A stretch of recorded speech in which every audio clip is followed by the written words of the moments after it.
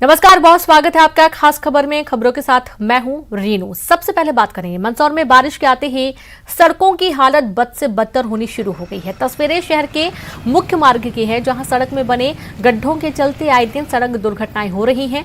सड़कों की हालत में सुधार के लिए कई बार आंदोलन और चक्का जाम भी हुआ, लेकिन नतीजा आपके सामने है। ना तो गड्ढों की सुध ली गई है और ना ही लोगों की जान की परवाह की गई है।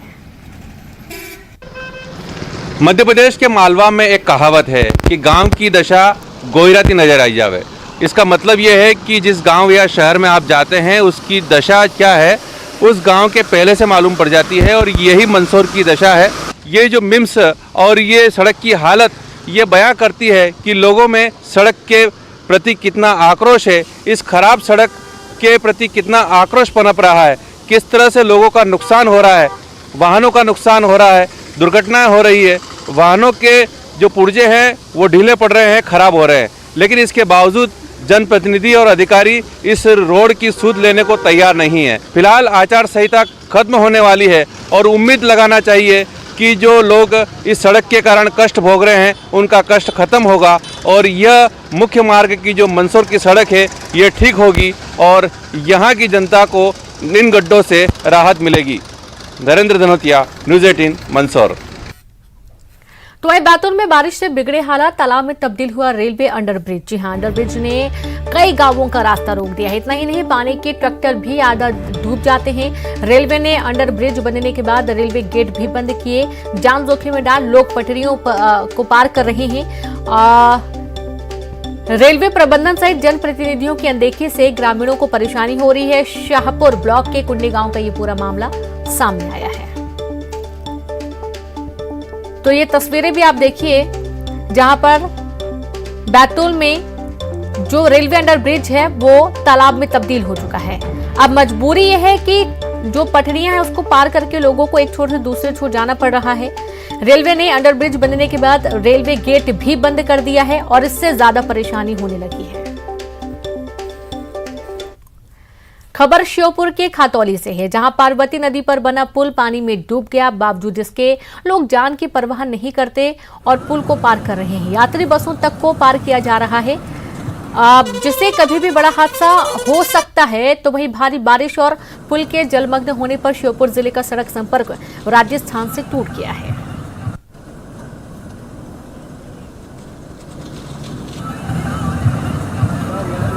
पार्वती नदी में आया उफान पिछले 15 घंटों से अभी भी जारी है।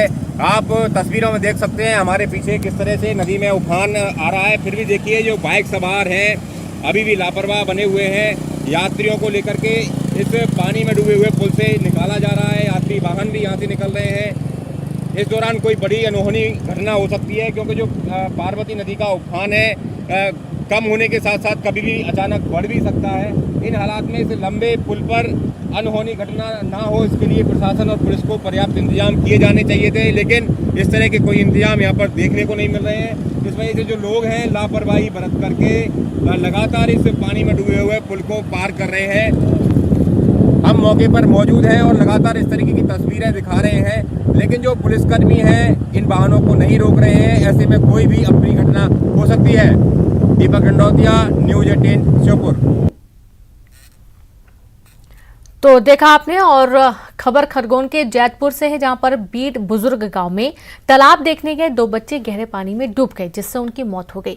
परिवार वालों के मुताबिक लगातार हो रही बारिश से तालाब में पानी भर चुका है। दोनों स्कूली बच्चे स्कूल के आने के बाद से तालाब देखने गए हुए थे और यहां पर तभी उनका पैर फिसल गया और वो गहरे पानी में चले गए, जिससे उनकी मौत हो गई। हादसे के बाद गाँव में मातम का माहौल बना हुआ है।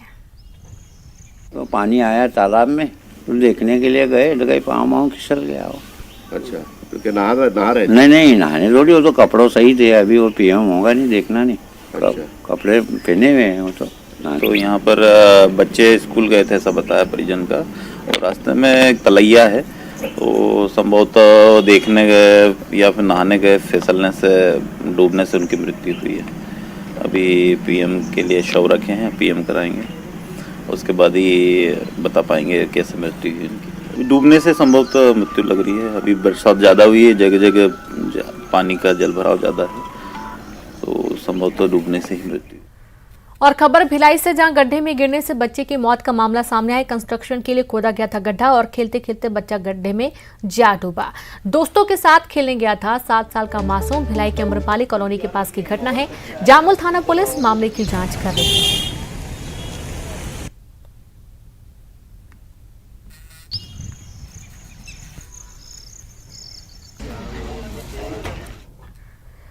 वहीं खबर सागर से है। निर्माणाधीन मकान का स्लैब ढहा, मलबे में 3 मजदूर दबे। एक मजदूर की मौत हो गई और 2 की हालत काफी गंभीर है। घायलों का जिला अस्पताल में इलाज चल रहा है। तो वहीं सागर की खुरई रोड की पूरी घटना है। हादसे के वक्त 30 मजदूर यहां पर काम कर रहे थे और एक मजदूर की मौत की जानकारी है। 2 लोग काफी गंभीर रूप से घायल हैं। एक और खबर है, जो दूसरी तस्वीर आप देख पा रहे हैं वो है भोपाल की, जहां पर मूसलाधार बारिश में मकान गिर गया। तलैयार इलाके में जर्जर मकान गिरा। मलबे की जद में आई कई गाड़ियां, बाल बाल बचे लोग।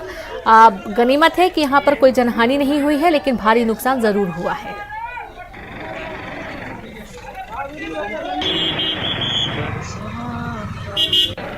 इसमें किसी कारणवश वो छत गिर गई। उसमें 3 लोग नीचे थे, तो 3 लोग जो दबे हुए थे वो तीनों लोग निकल गए हैं। तीनों को अस्पताल भेज दिया गया है। 2 उसमें से सुरक्षित स्थिति में हैं, एक घायल थे, एक थोड़ा गंभीर घायल थे और बाकी सभी का इलाज प्रारंभ कर दिया गया है। बाकी एहतियात के तौर पर कहीं कोई और नहीं दबा हो, ये इसको बीच बीच में खोद करके देखा गया है। अभी तक ऐसी कोई सूचना नहीं मिली। बाकी जो ठेकेदार हैं उनसे चर्चा की गई और उन्होंने बताया है कि कुल 30 लोग थे और 30 लोगों से ठेकेदार के साथ साथ हमारे जो टीआई हैं, लोकल टीआई हैं, उन्होंने बात कर ली है। तो सभी बाकी 3 के अलावा बाकी सभी 27 सुरक्षित हैं और सभी सुरक्षित अपने घरों पर हैं। तो वहीं कवर्धा में लगातार जारी बारिश से जहां जनजीवन अस्त व्यस्त हो गया है, तो वहीं सबसे ज्यादा परेशानी बच्चों को स्कूल जाने में हो रही है। जिले के दनिया गांव की ऐसी ही एक तस्वीर सामने आई है, जिसमें रपटा के ऊपर से बह रहे पानी के बीच बच्चे जा रहे हैं। जान जोखिम में डालने वाले इस तस्वीर में बच्चे रपटा पार कर दूसरे गाँव स्थित स्कूल जा रहे हैं। तो वहीं दूसरी तस्वीर रेहुटा खुर्द प्राइमरी स्कूल की है, जहाँ स्कूल परिसर में पानी भरा हुआ है। और चलिए एक बार सुनेंगे प्रधानमंत्री नरेंद्र मोदी क्या कुछ कह रहे हैं। सिर्फ झांसी का ही किला है ऐसा नहीं, कई सारे किले। आप में से जो विदेश की दुनिया जानते होंगे उनको मालूम होगा, यूरोप के कई देश ऐसे हैं जहां पर किले देखने का एक बहुत बड़ा टूरिज्म उद्योग चलता है और दुनिया के लोग पुराने किले देखने के लिए आते हैं। आज बुंदेलखंड एक्सप्रेसवे बनने के बाद मैं योगी जी की सरकार को कहूंगा कि आप भी इन किलों को देखने के लिए एक शानदार टूरिज्म सर्किट बनाइए। दुनिया भर के टूरिस्ट यहां आए और मेरे बुंदेलखंड की इस ताकत को देखे। इतना ही नहीं, मैं आज योगी जी से आग्रह एक और करूंगा। आप उत्तर प्रदेश के नौजवानों के लिए इस बार जब ठंड की सीजन शुरू हो जाए, मौसम ठंडी का शुरू हो जाए, तो किले चढ़ने की स्पर्धा आयोजित कीजिए और परंपरागत रास्ते से नहीं, कठिन से कठिन रास्ता तय कीजिए और नौजवान को बुलाइए, कौन जल्दी से जल्दी चढ़ता है, कौन किले पर सवार होता है। आप देखना उत्तर प्रदेश के हजारों नौजवान इस स्पर्धा में जुड़ने के लिए आ जाएंगे और उसके कारण बुंदेलखंड में लोग आएंगे, रात को मुकाम करेंगे, कुछ खर्चा करेंगे, रोजी रोटी के लिए बहुत बड़ी ताकत खड़ी हो जाएगी। साथियों, एक एक्सप्रेस में कितने प्रकार के कामों को अवसर का जन्म दे देता है। साथियों, डबल इंजन की सरकार में आज यूपी जिस तरह आधुनिक हो रहा है, ये वाकई अभूतपूर्व है। जिस यूपी में, जरा याद रखना दोस्तों, मैं जो कह रहा हूं याद रखोगे, याद रखोगे? जरा हाथ ऊपर करके बताओ, याद रखोगे? पक्का याद रखोगे, बार बार लोगों को बताओगे। तो याद रखिए, जिस यूपी में सरयू नहर परियोजना का पूरा होने में 40 साल लगे, जिस यूपी में गोरखपुर फर्टिलाइजर प्लांट 30 साल से बंद पड़ा था, जिस यूपी में अर्जुन डैम परियोजना को पूरा होने में 12 साल लगे, जिस यूपी में अमेठी राइफल कारखाना सिर्फ एक बोर्ड लगा करके पड़ा हुआ था, जिस यूपी में रायबरेली रेल कोच फैक्ट्री डिब्बे नहीं बनाती थी, सिर्फ डब्बों का रंग रोगान करके काम चला रही थी, उस यूपी में अब इंफ्रास्ट्रक्चर पर इतनी गंभीरता से काम हो रहा है कि उसने अच्छे अच्छे राज्यों को भी पीछे छोड़ दिया है दोस्तों। और चलिए अब बात करेंगे खबरों की, जहां मुंगेली से बड़ी खबर है। लगातार बारिश से जनजीवन अस्त व्यस्त है। कई स्कूलों में बारिश का पानी भरा है। टेमरी सरकारी स्कूल परिसर में भरा पानी, बच्चों को भारी परेशानी हो रही है। तो खबर मुंगेली से है। लगातार बारिश होने की वजह से जनजीवन अस्त व्यस्त है। कई स्कूलों में बारिश का पानी भर गया है। टेमरी सरकारी स्कूल परिसर में पानी भरा और इसके चलते बच्चों की पढ़ाई काफी प्रभावित हो रही है। और यदि बच्चे पहुंच भी रहे हैं तो काफी दिक्कतों के साथ उनको पढ़ाई करना पड़ रहा है।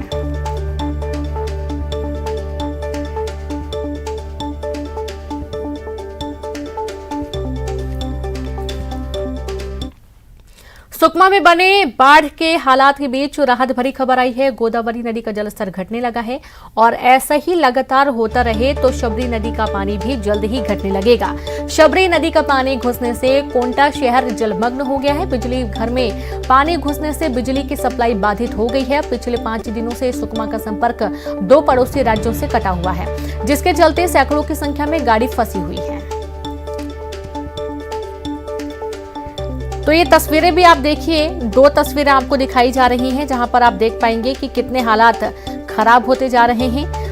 बाढ़ के हालात के बीच एक राहत भरी खबर यह है कि गोदावरी नदी का जो जलस्तर है वो कम हो रहा है, लेकिन उसके बावजूद जो परेशानियां हैं ग्रामीण क्षेत्रों की वो बनी हुई हैं और लोगों के घरों तक पानी पहुंचने की वजह से जीना मुश्किल है। दंतेवाड़ा में पुलिस ने मानवता दिखाई। कुआंकोंडा टीआई चंदन सिंह मानवता की मिसाल पेश किए। टिकनापाल गांव के कुछ लोग एक शव को खाट को उल्टा करके अपने गांव लेकर जा रहे थे। रेंगानार से 18 किलोमीटर पैदल चलकर शव को टिकनापाल ले जा रहे थे, जिन्हें कुआंकोंडा टीआई चंदन सिंह ने वाहन मुहैया कराया, जिसके बाद ग्रामीण शव को उस वाहन में रखकर अपने गाँव ले गए और थाना प्रभारी चंदन सिंह को धन्यवाद दिया।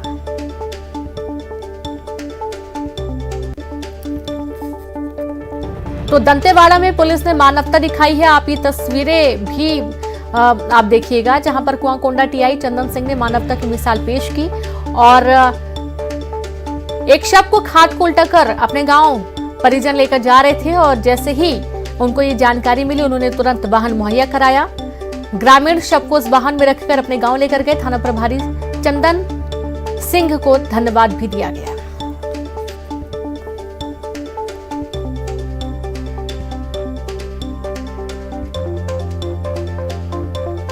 मेरी पेट्रोलिंग टीम निकली थी और कुछ ग्रामीण खाट में लेके जा रहे थे, तो पेट्रोलिंग टीम ने मुझे जैसे ही सूचना दी कि सर 100 को खाट में लेके जा रहे हैं, तो इसके लिए मैंने फिर इनसे बात की तो ये बोले कि सर गाड़ी की व्यवस्था नहीं है, तो मैंने इनके लिए गाड़ी की व्यवस्था कर दी है और टिकनपाल तक मैं अपने पेट्रोलिंग गाड़ी और गाड़ी की जो व्यवस्था करके उनको घर पहुँचाने की। जांजगीर चांपा के मुलमुला थाना इलाके में शुक्रवार की रात को गांजे से भरी एक गाड़ी को अज्ञात वाहन ने टक्कर मार दिया, जिसके बाद गाड़ी बेकाबू होकर सड़क किनारे एक खेत में जा घुसी। हादसे के बाद वाहन में सवार गांजा तस्कर मौके पर ही वाहन को छोड़कर फरार हो गए।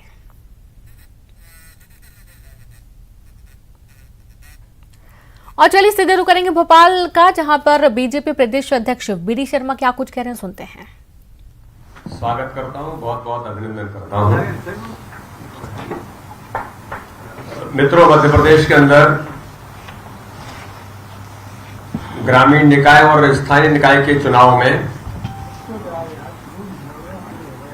हम सब लोग लगातार इतने दिनों से जिस तैयारी में जुटे थे, कल ही जो ग्रामीण निकाय के चुनाव की दृष्टि से लगभग चित्र परिदृश्य मध्य प्रदेश के ग्रामीण निकाय के चुनाव का जो लोग अलग अलग प्रयास से कयास लगा रहे थे, लेकिन सारा चित्र स्पष्ट हुआ है। और इसलिए मैं इस चुनाव में जो ग्रामीण निकाय के परिणाम आए हैं, जो लोकतंत्र की मजबूती का सबसे बड़ा एक आधार है, मैं भारतीय जनता पार्टी के मध्य प्रदेश के सभी कार्यकर्ताओं का, भारतीय जनता पार्टी के हमारे उस नेतृत्व का जिन्होंने अथक मेहनत के साथ इस चुनाव में अपनी भूमिका निभाई, हमारे जिले से लेकर के मंडल और भारतीय जनता पार्टी का हमारा मूल जो तंत्र है कि प्रत्येक बूथ पर कार्यकर्ता अपनी भूमिका निभा करके हर चुनाव में जिस प्रकार से जुटता है, ग्रामीण निकाय के चुनाव में भी भारतीय जनता पार्टी के कार्यकर्ताओं ने जो अपनी महत्वपूर्ण भूमिका निभाई और इस चुनाव में ऐतिहासिक बहुमत के साथ जो भारतीय जनता पार्टी को विजयश्री, जनता का आशीर्वाद और स्नेह जो मिला है, इसके लिए मैं भारतीय जनता पार्टी मध्य प्रदेश के सभी कार्यकर्ताओं को तो बधाई देता ही हूं। मध्य प्रदेश के सभी नागरिकों का जिन्होंने भारतीय जनता पार्टी पर जो विश्वास व्यक्त किया है, मैं पूरे मध्य प्रदेश के उन सभी नागरिक बंधुओं का भी, मतदाता भाई और बहनों का भी बहुत हृदय से आभार व्यक्त करता हूं कि उन्होंने इस लोकतंत्र के महायज्ञ में उन्होंने अपनी भूमिका मतदान के साथ जो निभाई और साथ में ही भारतीय जनता पार्टी को विकास के लिए जो वोट किया है, जिसके आधार पर आज भारतीय जनता पार्टी एक प्रचंड बहुमत के साथ इस चुनाव में उतरी है। इसके लिए मैं उन सभी मतदाता साथियों का भी जो पंचायती राज व्यवस्था में उन्होंने पंचायती राज को, लोकतंत्र को मजबूत करने में भूमिका निभाई है, इसके लिए मैं उनको बहुत हृदय से उनका अभिनंदन और धन्यवाद करता हूं। और मित्रों, मैं कहना चाहता हूं कि ये जो जीत भारतीय जनता पार्टी की ग्रामीण निकाय के चुनाव से लेकर कल से नगर निकाय के परिणाम भी आना प्रारंभ हो जाएंगे, तो इसलिए इस दिशा में जो गरीब कल्याण की हमारी योजनाएं भारतीय जनता पार्टी की सरकार की, जो माननीय प्रधानमंत्री, माननीय मुख्यमंत्री के नेतृत्व में जिन योजनाओं ने हर गरीब के जीवन को बदलने का काम किया, ये सबसे बड़ा आधार। चुनाव के दौरान हम लोग इस बात को कह रहे थे कि चुनाव विकास के मुद्दे पर है, ये चुनाव उन मुद्दों पर है जो गरीब कल्याण की योजना है, जो हर व्यक्ति का, हर गरीब का जीवन बदलने का काम कर रही है। और उसी का परिणाम है कि हमारे कार्यकर्ताओं की मेहनत के कारण हर प्रकार का समर्थन इस चुनाव में मिला। आज मैं आपको बताने में इस बात के लिए बहुत भारतीय जनता पार्टी के सभी कार्यकर्ताओं का अभिनंदन करते हुए कि 52 जिलों में जिला पंचायत के चुनाव में आपको अलग अलग प्रकार से लोग बातें करने का प्रयास कर रहे होंगे। मीडिया को भी मुझे आश्चर्य होता है कि लोग आप लोगों से भी नहीं डरते हैं और सफेद झूठ भी बोल करके चले जाते हैं और आंकड़े भी दे देते हैं। आज मैं आप सब लोगों के सामने कि भारतीय जनता पार्टी 52 जिलों में से जिला पंचायत के चुनावों में जो हमें बहुमत मिला है, भारतीय जनता पार्टी 44 जिलों के अंदर जिला पंचायत में ऐतिहासिक बहुमत के साथ जो लगभग 84% के करीब। और खबर का जिक्र करेंगे, बात करेंगे जशपुर से बड़ी खबर की, जहां अजगर ने बकरी को निकला। जी हां, घास चरने के दौरान बकरी को अजगर ने शिकार बनाया। बकरी को निगलते हुए अजगर का वीडियो सामने आया है। बगीचा नगर पंचायत के वार्ड नंबर 5 की घटना सामने आई है। तो जिसने भी ये दृश्य देखा दंग रह गया। आप देखिए कि अजगर ने बकरी को निगला और इसकी तस्वीर भी सामने आई है, जहां पर अजगर बकरी को निकला है और ये साफ तौर पर तस्वीर में समझ में आ रहा है।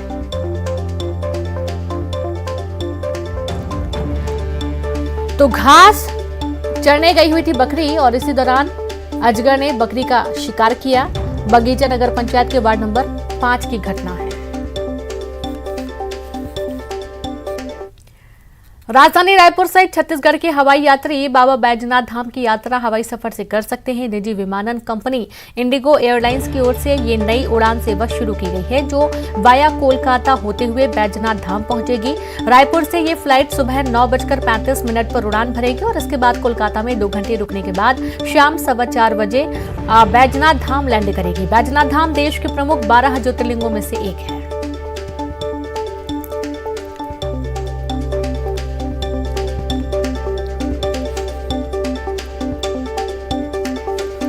तो खबर रायपुर से है, जहां पर छत्तीसगढ़ के हवाई यात्री बाबा बैजनाथ धाम की हवाई यात्रा हवाई सफर से कर सकते हैं और निजी विमानन कंपनी इंडिगो एयरलाइंस की ओर से ये नई सेवा शुरू की गई है, जो वाया कोलकाता से होते हुए बैजनाथ धाम पहुंचेगी। कोलकाता में 2 घंटे का स्टे होगा और उसके बाद शाम 4:15 बजे बैजनाथ धाम लैंड करेगी। बैजनाथ धाम देश के प्रमुख 12 ज्योतिर्लिंगों में से एक है और अब छत्तीसगढ़ वासियों के लिए थोड़ा राहत हो जाएगी बाबा बैजनाथ के दर्शन के लिए।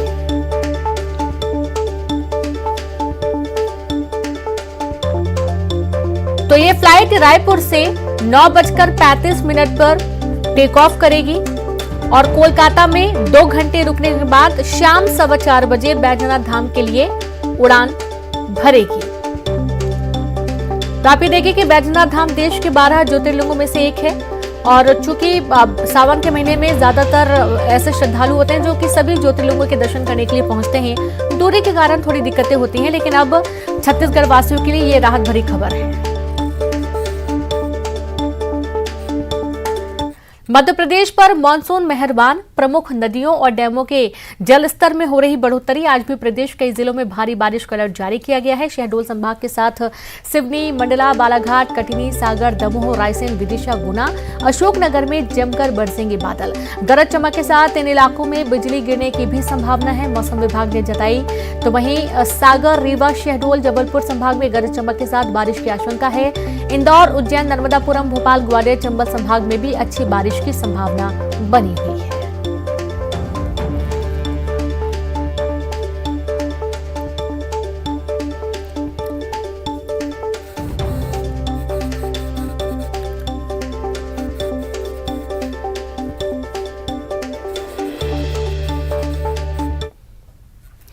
तो वही बलरामपुर के सुदूर इलाकों में बसे पहुंच विहीन गांव बचवार के ग्रामीणों के स्वास्थ्य की जांच करने के लिए एक टीम रवाना हुई है। ये टीम दुर्गम पहाड़ी नदी नालों को पार कर बचवार गांव पहुंच रहे हैं। स्वास्थ्य विभाग की टीम करीब 8 किलोमीटर पहाड़ी रास्ता तय कर बचवार पहुंचेंगे और गांव में 32 नगेसिया और कोडाको समुदाय के लोग निवास करते हैं, जिनके पूरे परिवार के सदस्यों के साथ ही स्वास्थ्य की जांच की जाएगी। साथ ही गाँव के लिए मितानिन का चयन भी किया जाएगा।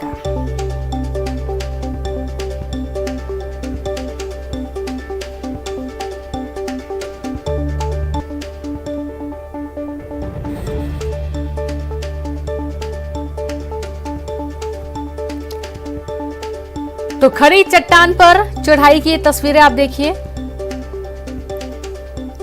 सुदूर इलाकों में बसे पहुंच विहीन गांव बचवार के ग्रामीणों के स्वास्थ्य की जांच करने के लिए एक टीम रवाना हुई है। ये टीम दुर्गम पहाड़ी नदी नालों को पार करके बचावर गांव पहुंच रही है और यहां पर 32 नगेसिया और कोडाको समुदाय के लोगों का जांच किया जाएगा।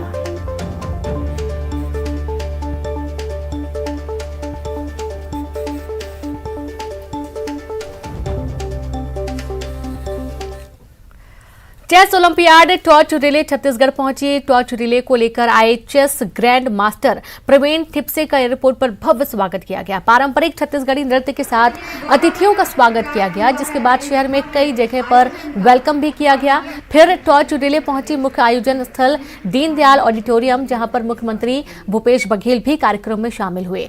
ग्रैंड मास्टर प्रवीण थिप्से ने सीएम भूपेश बघेल को ओलंपियाड टॉर्च थमाया।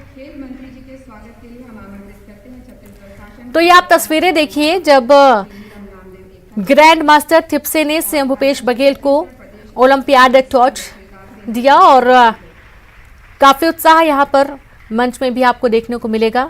दीनदयाल ऑडिटोरियम में समारोह का आयोजन किया गया था। पारंपरिक छत्तीसगढ़ी नृत्य के साथ अतिथियों का स्वागत किया गया। शहर में कई जगह पर वेलकम इनका हुआ। तो वहीं टॉर्च रिले पहुंची मुख्य आयोजन स्थल दीनदयाल ऑडिटोरियम, जहां पर मुख्यमंत्री भूपेश बघेल भी कार्यक्रम में शामिल रहे।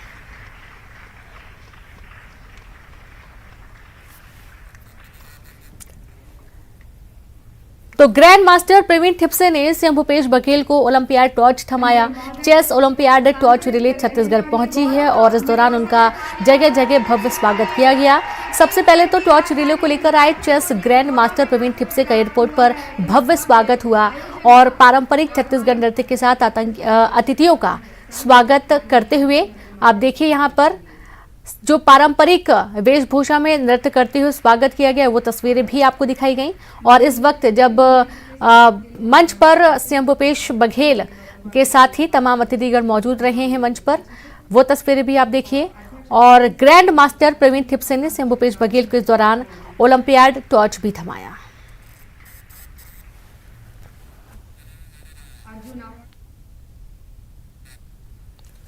और इसी के साथ इस बुलेटिन में इतना ही।